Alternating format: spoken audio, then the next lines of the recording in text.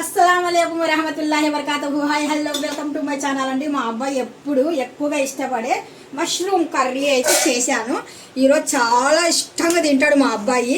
రోటీ లేదంటే ఇంకా జొన్న రొట్టె లేదంటే రైస్ దేంతో తిన్నా ఇంకా సరే. చాలా టేస్టీ అయిన కర్రీ అండి, చాలా హెల్దీ కర్రీ. ఇది మనం ఎలా చేసాము ఏంటిది అనేది చూసేద్దాం ఒకసారి. అయితే ఇంకా చూసేద్దాం.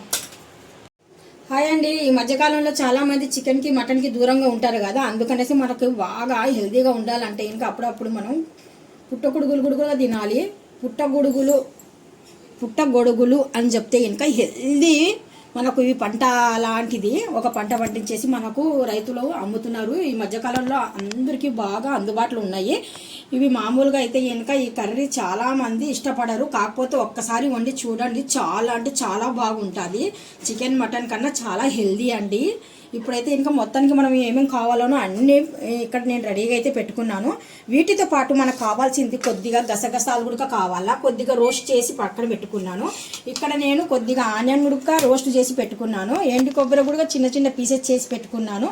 అక్కడ వచ్చేసి కొద్దిగా చింతపండు వచ్చేసి 2 ఆకులు అయితే ఇంకా నానబెట్టేశాను. పులుపు అయితే ఇంకా బాగుంటుంది అనేసి. కర్రీస్ లాగా మనం మటన్ చికెన్ కర్రీ ఉంటుంది కదా, ఆ టైప్ అయితే ఇంకా ఉండబోతున్నాను. చాలా అంటే చాలా టేస్టీగా ఉంటుంది ఈ కర్రీ. మనం రోటీతో కానీ రోటీతో అంటే జొన్న రొట్టెతో తినొచ్చు, చపాతీతో తినొచ్చు, రైస్తో తినొచ్చు. చాలా హెల్దీ ఫుడ్ అండి ఇది. ఇప్పుడు చేయబోయే ముందు మనం ముందుగా మొదలు పెట్టేద్దాం.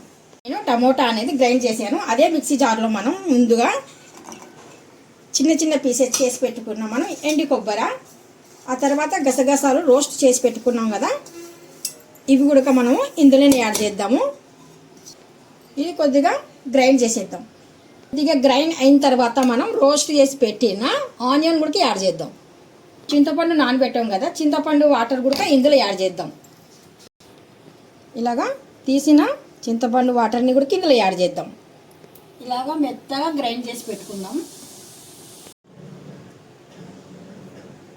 పైన ఉన్న పొట్టు అయితే మనము ఇలాగ తీసేస్తే ఇంకా క్లీన్గా వచ్చేస్తుందండి. పైన అయితే ఇంకా చాలా వరకు డస్ట్ లాగా ఉంటుంది మనకు. ఇలాగ పూర్తిగా అయితే ఇంకా తీసేద్దాము. మష్రూమ్ అయితే ఇంకా మనం పై పొట్టు అయితే ఇంకా శుభ్రంగా అయితే ఇంకా తీసేసాము. తీసిన తర్వాత మనం ఫ్రెష్ ఉన్న వాటర్ అయితే ఇలాగ గిన్నెలో వేసేసి ఈ మష్రూమ్ పొట్టు తీసిన మష్రూమ్ని ఇలాగ వేసి 1-2 సార్లు శుభ్రం చేద్దాం. ఎక్కువసేపు మష్రూమ్ వాటర్లో లేకుండా మనం జస్ట్ ఇలాగ వేళ్ళతో కొద్దిగా పైన డస్ట్ అలా పోవాలనేసి వాటర్లో వేసి మనం ఇలాగైతే ఇంకా తీసేద్దాం. చూస్తున్నారు కదా ఎంత డస్ట్ ఉందో. మనం పై పొట్టు తీసిన తర్వాత కూడా వాటర్ చూడండి ఎంత డస్ట్ ఉందో. మష్రూమ్ శుభ్రంగా కడిగిన తర్వాత ఇలాగా మనకు కావాల్సిన విధంలో కటింగ్ అయితే ఇంకా చేసేద్దాం. ఇక్కడైతే నేను 1లో 4 ముక్కలు అయితే ఇంకా కటింగ్ చేసేస్తున్నాను. మొత్తానికి అయితే కటింగ్ అయితే చేసి పెట్టుకున్నాను. ఇక్కడైతే ఇంకా ఒక కళాయి అయితే పెట్టేశాను. ఇందులో మనకు సరిపడినట్టుగా ఆయిల్ అయితే యాడ్ చేద్దాం. మనకు నూనె వేడెక్కిన తర్వాత మనం తీసి పెట్టుకున్న గరం మసాలాలు ఇందులో యాడ్ చేద్దాం.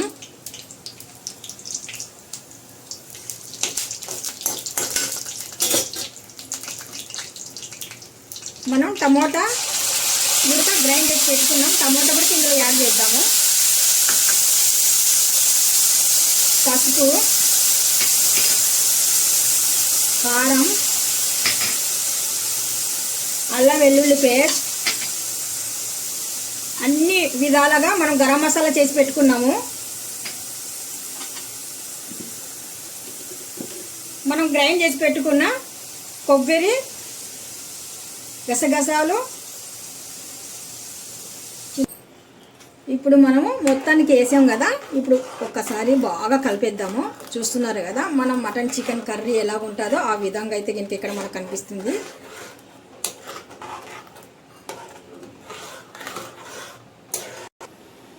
ఇప్పుడు మనం రెడీగా పెట్టుకున్న మష్రూమ్ని కూడా యాడ్ చేద్దాం.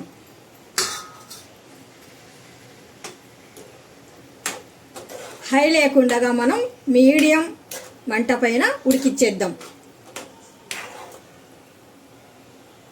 చివర్లో మనకు టేస్ట్కి సరిపోయినట్టుగా సాల్ట్ యాడ్ చేసేద్దాం. సాల్ట్ వేసిన తర్వాత మళ్ళీ ఒక్కసారి బాగా కలిపేద్దాం.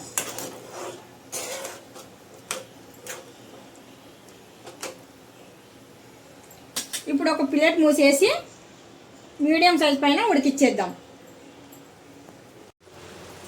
ఇలాగ మధ్య మధ్యలో ఒక్కసారి 2 సార్లు మనం మూత తీసేసి 1-2 సార్లు ఇలా కలిపేస్తే ఇంకా మష్రూమ్ మనకు ఎంతవరకు మనకు కావాలో కర్రీ చూసుకొని స్టవ్ ఆపేసుకోవడమే. ఇప్పుడైతే ఇంకా నేను ఇంకొక 5 నిమిషాల వరకు వదిలేస్తున్నాను.